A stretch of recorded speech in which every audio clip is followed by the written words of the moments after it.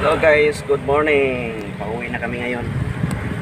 Dito kami sa may Hingog City.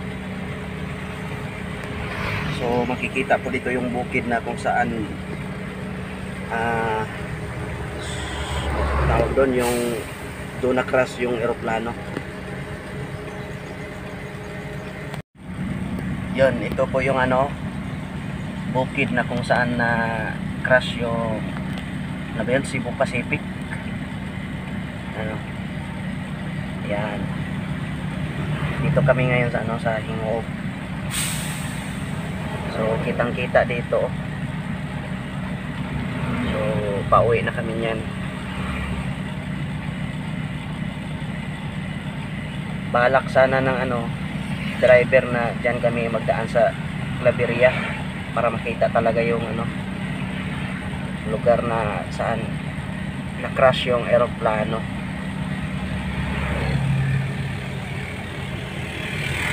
So dito kami ngayon sa malapit sa tulay na ng Hingog.